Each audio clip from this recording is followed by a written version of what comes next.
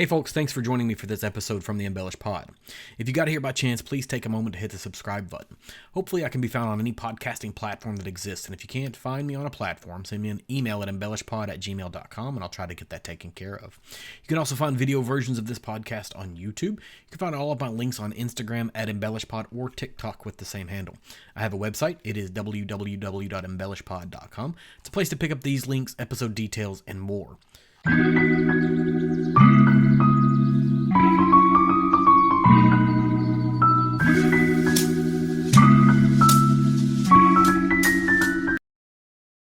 So picture this, it's the late 90s and the rare whiskey scene is absolutely insane. Bottles nobody had ever heard of start showing up at auctions, and we're talking supposedly century-old Macallans, mysterious Bowmores, even stuff from distilleries that had been dead and buried for decades. And these weren't just random finds, they were coming in waves, sometimes 3-4 identical bottles hitting different auction houses.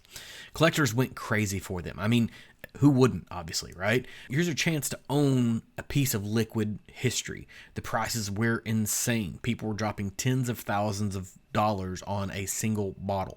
Hell, even the distilleries themselves got sucked in. Macallan bought 100 of these antique bottles, planning to study them and maybe recreate some replica expressions.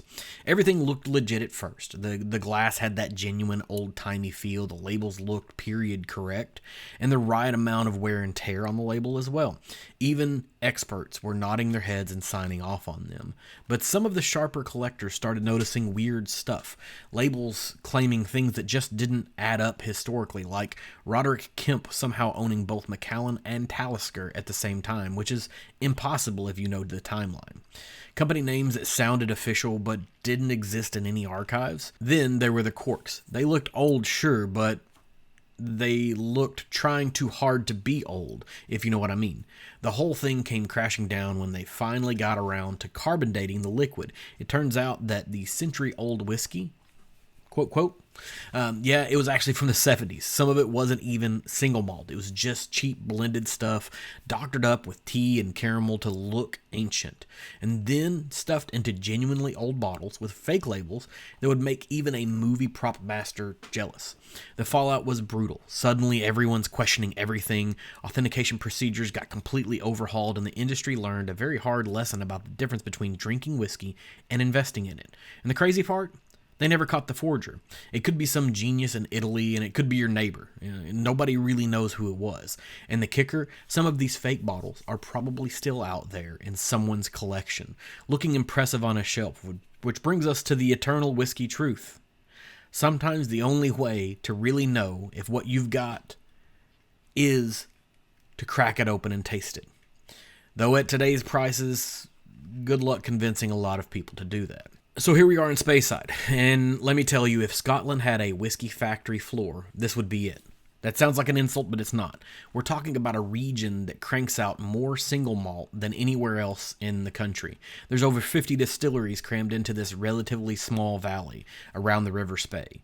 Why here? Well, it's like the perfect storm of whiskey making. Conditions just happen to converge in one spot. First off, the water situation is ridiculous. It's granite springs everywhere, feeding the River Spey as it flows from the cairngorms, picking up all of these extra minerals that make distillers weak in the knees. Does that sound like a familiar story to Kentucky? Then you've got climate, which is basically Mother Nature's gift to barley farmers. Cool summers, just enough rain, perfect growing weathers. Nothing like Kentucky. And back in the day, dense forests everywhere, which meant fuel for the stills and eventually wood for all of those oak barrels. It's like someone designed this place specifically for making this type of whiskey. Now, bureaucrats didn't officially recognize Speyside as its own thing until way later. There was a government report back in 1909 that mentioned it, but the real legal recognition didn't happen until 2009 with the Scotch whiskey regulations. Basically, it took them a century to catch up with what everyone already sort of knew. But here's what makes Speyside special: the whiskey.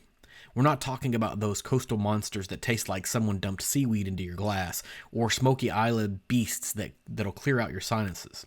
Speyside is all about elegance. Think orchard fruits, honey, gentle spice that doesn't punch you in the face, and a lot of that comes from the sherry cask thing that basically started here. The concentration of distilleries is just nuts. Dufftown alone has 6 active distilleries, which earned it the nickname the whiskey capital of the world. However, I know a city that might give it a little bit of a run for its money. There's this old saying that Rome was built on 7 hills and Dufftown stands on 7 stills. And when you've got that many master distillers within spitting distance of each other, the knowledge sharing and friendly competition just pushes everyone to up their game. We'll do a little bit of an appetizer talking about the whiskeys that we're going to try towards the end of the episode. So tonight we're going to taste our way through 4 expressions that really show off hopefully what Speyside is all about. First is the Aberlour Sherry Cask. It's an 80 proof, 12-year-old. It's a classic Speyside starter, maybe with some beautiful sherry influence. We'll see. And then we all have a Glen Grant. It's about 102 proof and 28 years. And it's proof that age and Speyside go together like whiskey and more whiskey. And then there's a Dalmanach 120 proof 6-year-old, and this is a newer distillery. So we're going to go with the new kid on the block that's showing what a modern Speyside can do, and then we'll finish with a Macallan fine oak triple cask, 86 proof, 15 years. This is where tradition meets innovation. So let's kick things off with Aberlour. It was founded back in 1879 by James Fleming in what can only be described as a natural whiskey amphitheater. The name literally means the mouth of the chattering burn in Gaelic. And from what I understand, when you're standing there listening to the Lower Burn meet the River Spey, you get it. The water's got something to say. Fleming wasn't messing around when he picked the spot. The spring water flows through granite and red sandstone, and it picks up minerals that basically become this whiskey's DNA. The place burned down in 1898, but they rebuilt it and really went all out expanding it in the 70s when demand started going crazy. Now, Aberlour basically invented the whole cask strength sherry thing with their Abuna. This name means the original in Gaelic, which is either really humble or really, really ballsy, depending upon how you look at it. And these guys were bottling whiskey straight from the barrel. No chill filtration, no water added, what everyone else was playing it safe with lower proofs. Their stills are these short, squat little tanks that create maximum copper contact. The spirit stills have these bulbous boil balls that force extra reflux, meaning only the lightest, cleanest vapors make it through. It's like natural selection for alcohol molecules. But here's what's interesting about Aberlour. They're traditional where it matters and innovative where it counts. Oregon pine washbacks because they swear that the wood adds flavors that stainless steel can't. And then cast iron rakes in the mash tun that they still operate by hand. And their sherry cask game, they've got relationships with specific bodegas in Jerez, seasoning barrels for the exact right amount of time. It's not attention to detail, it's obsession. And then there's Glen Grant. Glen Grant is one of those distilleries that just makes you appreciate whiskey history. John and James Grant founded it in 1840, and these guys were serious innovators at the time. We're talking the first electric lights in a Speyside distillery, elaborate Victorian gardens that are still there today. They weren't just making whiskey, they were making a statement. But the real star of the show, the stills. And these are some of the tallest, narrowest copper pot stills in Scotland. They're over 20 feet tall. The height creates this incredible copper contact. And that means only the most elegant vapors make it to the top. It's like whiskey yoga. Everything has to be perfectly balanced and graceful. They've also got these purifier pipes, which are basically copper tubes that send the heavier alcohols back for another round of distillation. It's like having quality control bouncer for your distillation.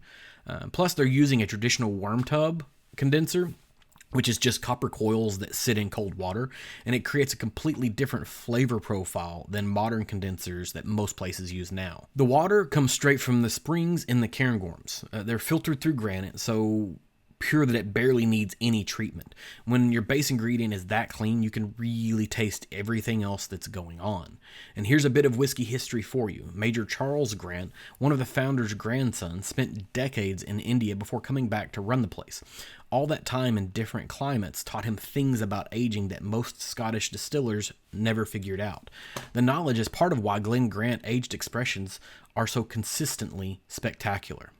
Dennis Malcolm was their master distiller for decades, and we're talking one of Scotland's longest serving distillers until he retired in 2024. This guy knew those stills like they were his family members. Now, Greg Stables has taken over, and he's been there for 18 years already, so there's this beautiful continuity that's happening. And don't even get me started on the Victorian Garden. From what I understand, it's not just pretty, it's where the Grant family used to take some of their best customers to taste whiskey in these hidden little bothies scattered around the grounds. And talk about VIP treat. Next up, there's Dalmanach, and this is the new kid on the block, obviously, and honestly, it's kind of amazing what the Chivas brothers have pulled off here. Production started as late as 2014 and officially opened by Scotland's first minister in 2015, and it's built on the bones of an old imperial distillery that closed back in 1998. 25 million pounds later, and you've got what might be the most efficient whiskey operation in Scotland. The name means the hill in Gaelic, which makes sense when you see Benrenice looming over everything. That mountain doesn't just provide the view, it's providing water and creating a microclimate that made this spot perfect for whiskey in the first place. 8 copper pot stills cranking out nearly 10 million liters annually. That's a massive industrial scale, but somehow they've managed to keep the Speyside elegance that they were looking for. The condensing technology actually recovers heat energy, so they're being environmentally responsible and still making great whiskey. The whole operation runs on biomass boilers, fueled by sustainable sourced wood chips, carbon-neutral whiskey production. I mean, what's not to love? Even the spent grain is going to a local farmer for cattle feed, creating its own whiskey ecosystem. What's really clever is how they balanced efficiency with tradition. Yes, the production capacity is huge, but the copper pot stills maintain traditional proportions. Computer systems monitor everything, but the spirit character is pure Speyside: fruit, honey, gentle spice.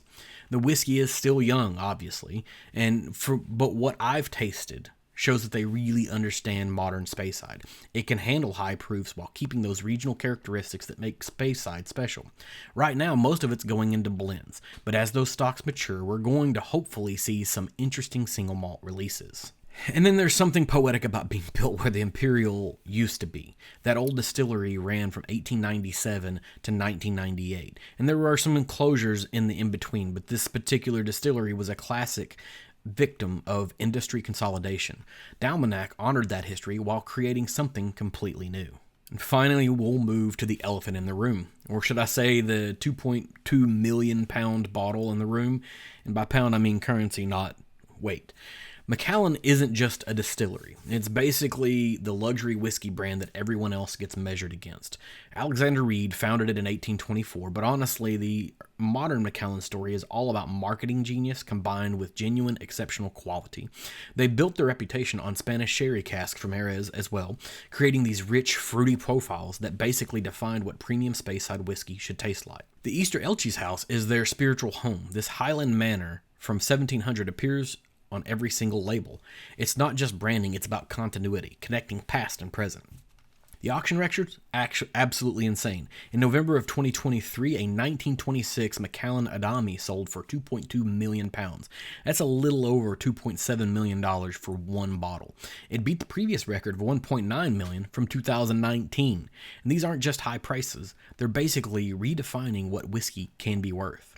The whole production philosophy is built around what they call the 6 pillars: spiritual home, curiously small stills, finest cut, exceptional oak casks, natural color, peerless spirit. It sounds like marketing speak, but they actually follow through on it. The new distillery is this 150 million pound architectural marvel that opened up in 2018. Grass roof built into a hillside, basically invisible from a distance. 36 copper pot stills, the biggest collection of curiously small stills in Scotland.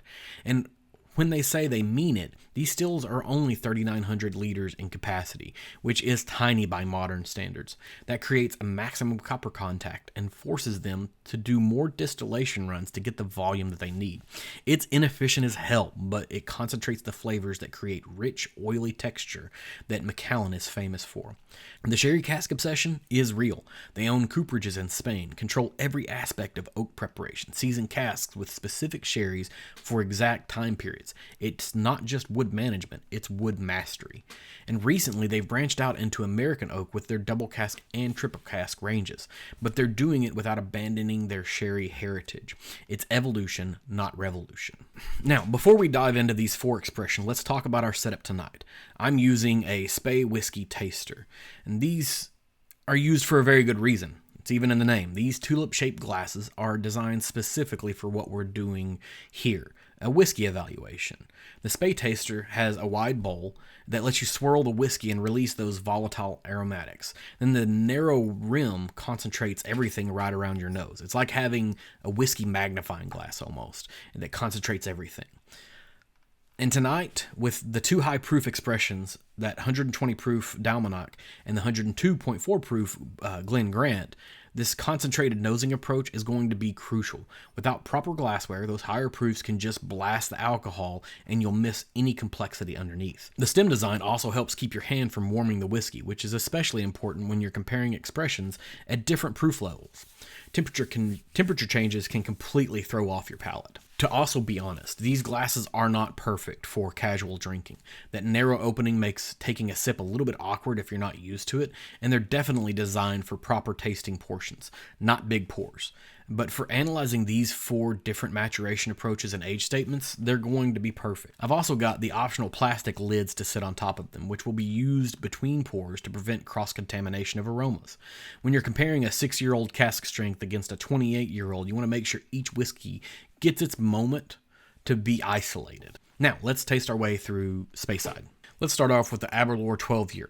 This one is going to be a single cask at 80 proof, and this is a sherry cask. I believe it's a Frieschi or Oloroso sherry butt. And what makes this interesting is that we're going to start with an Aberlour sherry cask, 12-year-old. This is a travel retail exclusive that a friend shared with me. And so we're going to be right at 80 proof, obviously. This is going to be likely an Oloroso sherry butt. Let's see what kind of comes out of this. It's sort of all of the things that you would expect to come out of this, whether it be the light honeyed fruit type thing, crisp flavors, but there is like a darker berryness to it that I think probably comes out of the sherry and out of the 12-year age frame here.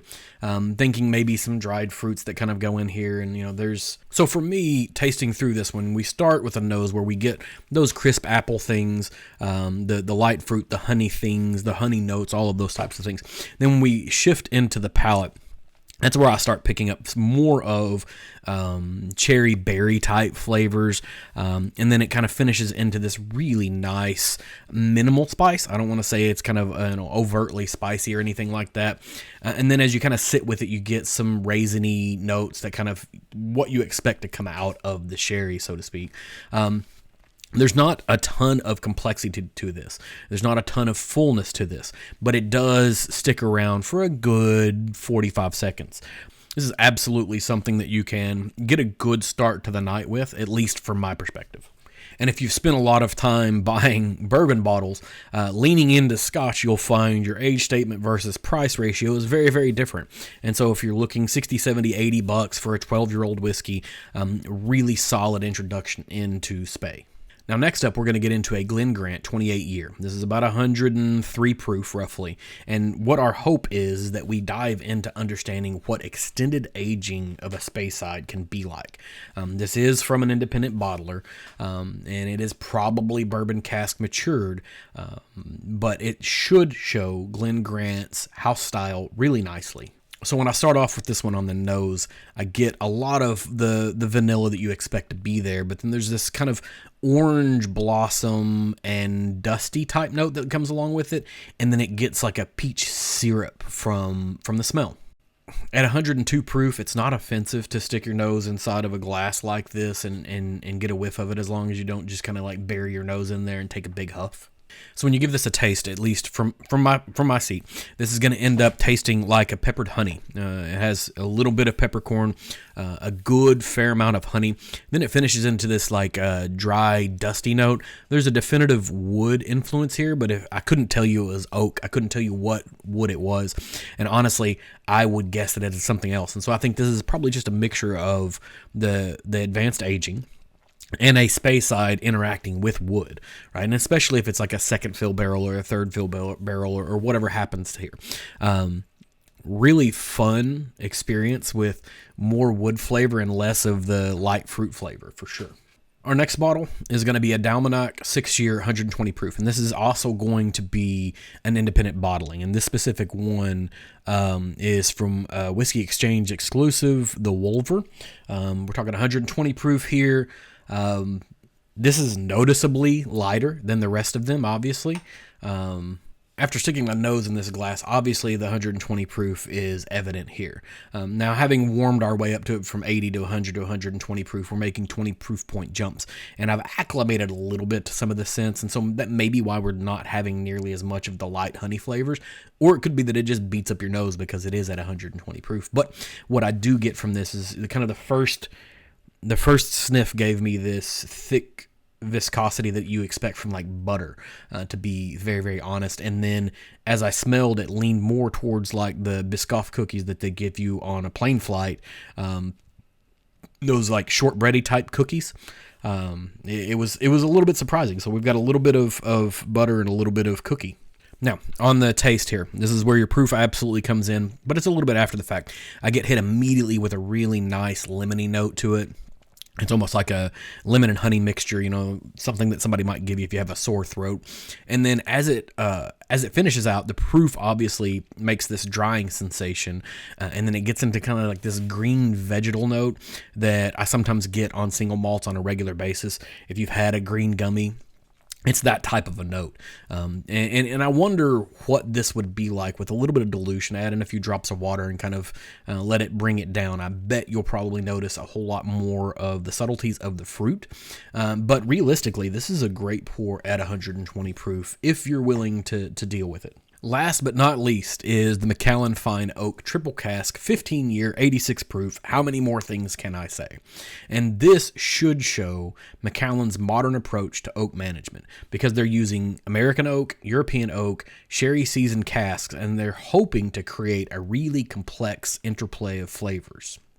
All right, so for this one, I don't get any immediate sherry influence on the nose, but what I do get is like a vanilla and lemon. So let's imagine like a lemon icebox pie type of a smell. There is a little bit of spice. Maybe there is some baking spices that kind of go on top of it, but 100% I'm thinking lemon icebox pie because dessert sounds delicious right now. Once we actually get into the taste of this, I feel like I'm able to pick up the spiciness from the European oak. Thinking about how French oak treats whiskey on a regular basis, and you get those wonderful kind of spiky edges to a whiskey that aren't necessarily from proof points, they're from flavor. And I like the spikiness that comes from proof points, not necessarily flavor. And this one feels like there's a much greater melange of fruit flavors. It could be the, dried fruits, and it could be the lemon. I still get lemon, but this one feels more like a candied lemon peel type of thing.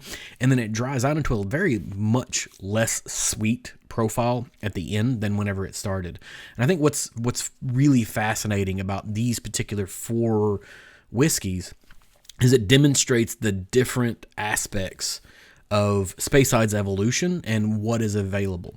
The Aberlour shows a traditional sherry cask finish. The Glen Grant is showing how the region's whiskeys can develop with some age. The Dalmanach leans into some modern production techniques, a much higher proof point, and then Macallan shows this contemporary oak management, but bringing in a little bit of a change. And they all have some of the characteristics that are Speyside's DNA: fruit, honey, elegance, but they all express it incredibly differently based off of how the production philosophy and maturation approach. So Speyside's whiskey is graduate school. It's where newcomers come to learn what single malt complexity actually means, and where experts discover that there's always another layer to unpack. Having 50 plus distilleries this close together creates this incredible environment where knowledge gets shared, techniques get refined, and everyone's pushing to each other to be better. Tonight's 4 whiskeys showed you the range: accessible elegance, cask strength power, traditional sherry influence, modern multi-cask innovation, but they all shared that Speyside signature. The techniques that started here, sherry cask maturation, extended aging, that whole quality over quantity philosophy, they've influenced whiskey production worldwide. Speyside didn't just perfect Scottish whiskey, it helped define what great whiskey could be. Next episode, we're heading over to the Highlands, where geography creates whiskey personalities as varied as Scotland's landscapes. And until then, keep those glasses full and those palates curious.